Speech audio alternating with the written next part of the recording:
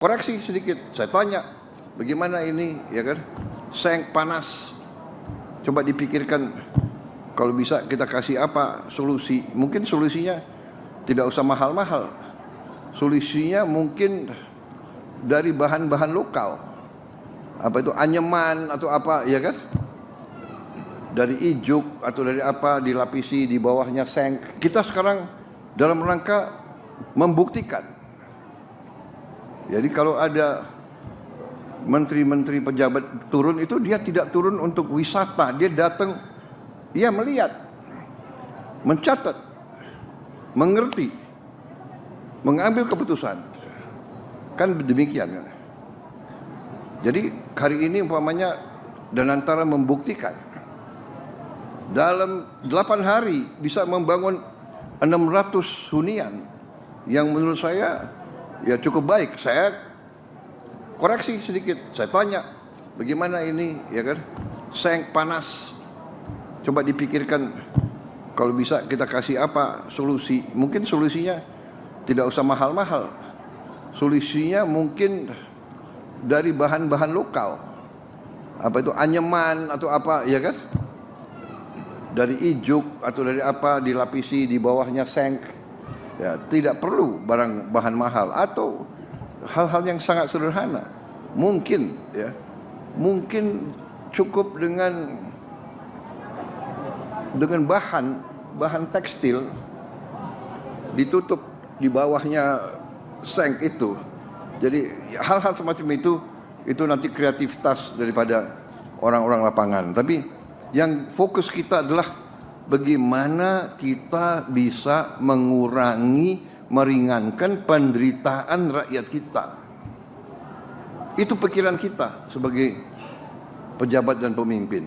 Ya, jadi hal-hal yang apa itu nyinyir itu kita anggap sebagai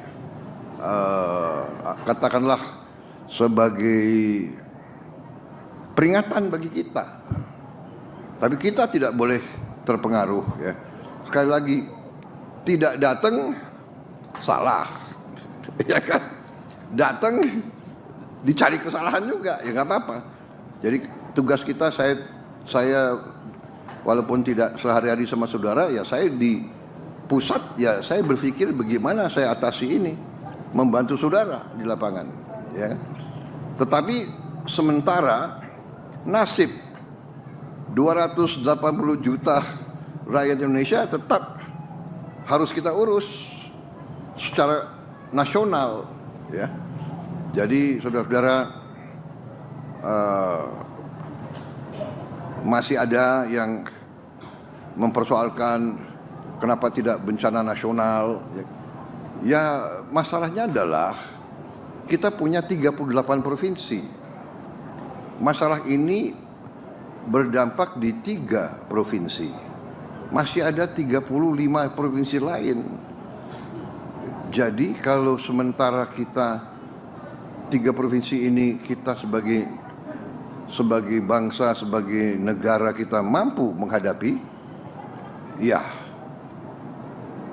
kita tidak perlu menyatakan bencana nasional. Tetapi tidak berarti kita tidak memandang ini sebagai hal yang sangat serius. Nyatanya dari seluruh kabinet hari ini ada berapa menteri di sini? Iya kan? 2 sedang di Aceh Utara. 10 menteri sedang di Aceh sekarang. Ya, ada berapa menteri lagi yang sedang di tempat lain. Dan juga kita masih hadapi beberapa lagi kabupaten di beberapa provinsi lain yang juga ada masalah. Ya. Jadi saudara-saudara, kita memandang sangat serius dan kita akan habis-habisan untuk membantu. Ya, kita sudah siapkan anggaran cukup besar, ya, untuk mengatasi ini. Tetapi juga saya sudah dilaporkan oleh Pak Gubernur dan nanti saya akan bicarakan dengan beberapa pejabat lain mekanismenya. Kalau ada pihak yang tulus ikhlas mau membantu, ya kita jelas sebagai manusia kita masa menolak bantuan? Asal bantuannya itu jelas ya. Jadi tadi saya sampaikan kalau ada pihak yang mau beri sumbangan, silahkan monggo bikin surat, saya ingin menyumbang ini, dan nanti kita yang dilaporkan ke pemerintah pusat, nanti kita yang akan salurkan. Kalau memang dia mau bantu, umpamanya ada diaspora Aceh di mana merasa terpanggil mau bantu di Aceh, ya monggo silakan. Ya kan, nanti kita salurkan.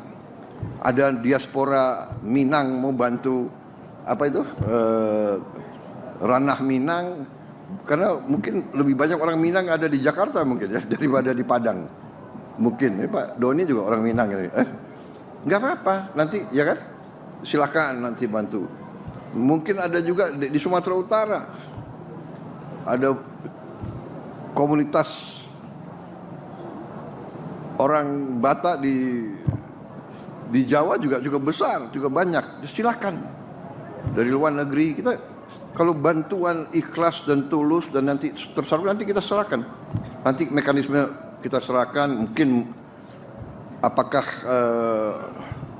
nanti gubernur provinsi Aceh, Sumatera Barat, Sumatera Utara mungkin membuka rekening apa gitu kan, mungkin dana bantuan pasca bencana dibuka, yang mau kirim langsung silakan, dari dalam negeri mau beri sumbangan silakan, ya kan.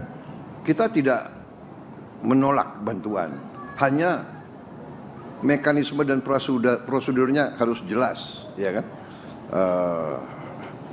dan harus ikhlas, karena kita mengalami pernah ya kan, dibantu akhirnya ujungnya ada juga ya kan yang menagih.